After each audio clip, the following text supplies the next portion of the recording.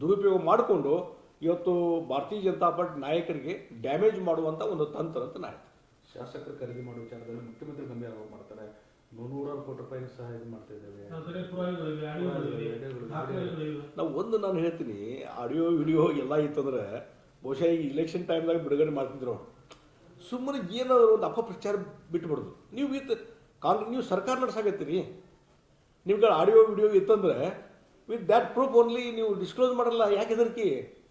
ಸುಮ್ಮನೆ ಈ ರೀತಿ ವಿನಾಕಾರಣ ಅಪಪ್ರಚಾರ ಮಾಡೋದು. BJP ಬಗ್ಗೆ ಅಪಪ್ರಚಾರ ಮಾಡೋದೇ ಕಾಂಗ್ರೆಸ್ಸಿನ ಒಂದು ತಂತ್ರ ಆಗಿದೆ ಹೊರತು, ಕುತಂತ್ರ ಆಗಿದೆ ಹೊರತು ಮತ್ತು ಬೇರೆ ಯಾವುದೂ ಇಲ್ಲ. ಇವತ್ತು 50 ಕೋಟಿ ಅಂದ್ರೆ ಏನದು ಲೆಕ್ಕ ಇಟ್ಟಿಲ್ಲ ಅಂತೆ.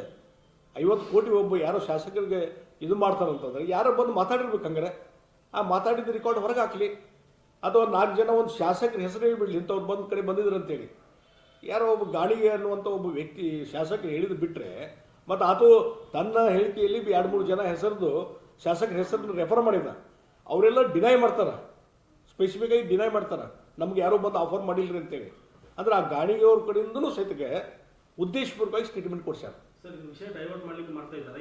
ಡೈವರ್ಟ್ ಅಲ್ರಿ, ಇದು BJP ಬಗ್ಗೆ. ಯಾಕಂದ್ರೆ ಈ ಸರ್ಕಾರದ ಇಮೇಜು ಡೇ ಬೈ ಡೇ ಕಡಿಮೆ ಆಗ್ತಾ ಇದೆ. They last the confidence of the people. Damage ಆಗಿದೆ. ಮೂಢ ಹಗರಣದಿಂದ ವಾಲ್ಮೀಕಿ ಹಗರಣದಿಂದ ಈ ಸರ್ಕಾರ, ಮುಖ್ಯಮಂತ್ರಿಗಳ ಇಮೇಜ್ ಡೌನ್ ಆಗಿದೆ.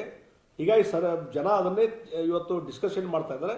ಅದನ್ನು ಡೈವರ್ಟ್ ಮಾಡೋ ಸಲುವಾಗಿ ಮತ್ತು BJPಗೆ ಒಂದು ಡ್ಯಾಮೇಜ್ ಮಾಡೋ ಸಲುವಾಗಿ ಈ ರೀತಿಯಾದಂಥ ಒಂದು ವಾತಾವರಣ ಕ್ರಿಯೇಟ್ ಮಾಡುವಂಥ ಕೆಲಸ ಮುಖ್ಯಮಂತ್ರಿ ಮಾಡ್ತಾರೆ. ಒಂದು ಜವಾಬ್ದಾರಿ ಸ್ಥಾನದಲ್ಲಿದ್ದಂಥ ಮುಖ್ಯಮಂತ್ರಿಗೆ ಇದು ಯೋಗ್ಯವಾದಂಥ ಹೇಳಿಕೆ ಅಲ್ಲ ಅಂತ ನಾನು ಹೇಳ್ತೇನೆ. ಈಗ BPL ಕಾರ್ಡ್ಗಳು ಸಾಕಷ್ಟು ರದ್ದು ಮಾಡಿದೆ.